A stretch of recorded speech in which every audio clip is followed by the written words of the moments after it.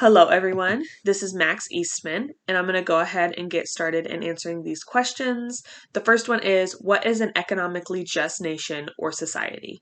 So being in a just nation is when the people are working to be able to have shared prosperity for all people. It would provide a living wage and safe working conditions. Having economic justice is the thought that the economy could be more successful if things were more fair. This could be by having more fair wages for people and having safer working conditions for all people and having people not be against one another, like men being against women being in the workforce or men being against women for having the same pay and things like that. The second question is, how would a society create economic justice? So a society could create economic justice by making wages fair to all people, having working conditions for women to be safe like they are for others, and it would just take a society to be fair to all to become economically just, because then everything would need to be fair for everyone, and then they would be able to economically prosper.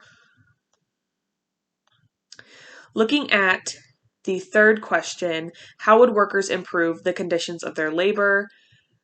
The tragedy of the Triangle Shirtwaist Factory is a more specific example. We know that they had young teenage immigrants working in this factory that did not speak English. They worked about 12 hours a day, every single day.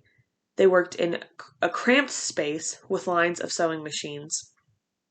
And in 1911, it was reported that only one of 4 elevators had worked, and that the fire escape that they had would take hours for all of the employers to be able to get out, or the employees to get out, excuse me.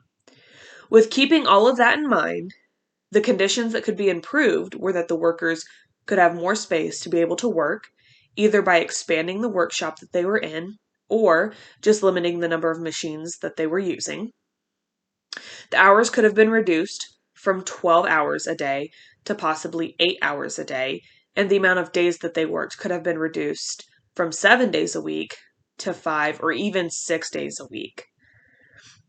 They could have ensured that more elevators had worked because they were piling into these narrow staircases every single day, and there's so many of them.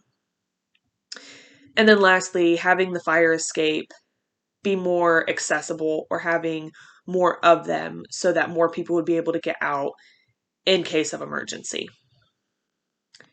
The fourth question, are women in the workforce workers who just happen to be female? My response is no, women are not just workers that happen to be female. Women in today's society tend to not matter as a whole social group. They have been stunted of their intellectual and emotional growth, and there are just more to women than we see, but they do not have the right to be able to show this to everybody. And the last question, do women who work have unique needs or conditions of labor, or both? So women who came into work did so for financial need. This could be because they were not married yet, or because their husband had a disability or had since passed. Going into the workforce, it was highly gendered and placed by race, social class, and ethnicity. For many years, it was a hierarchy for women based on traditional work in the home and respectability. Women that worked in the factory were considered to be unskilled since they were sewing in food production, and men were considered to be skilled because they weren't doing those things. You can also see a difference in the pay because women were technically unskilled, so they didn't get as high of a pay as men who were doing skilled work were getting a higher pay.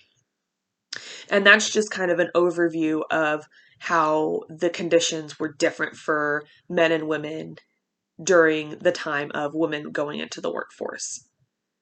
And so that wraps up the end of my answers for the questions. I'm looking forward to seeing everyone else's answers and answering any questions that anyone may have for me. Thank you.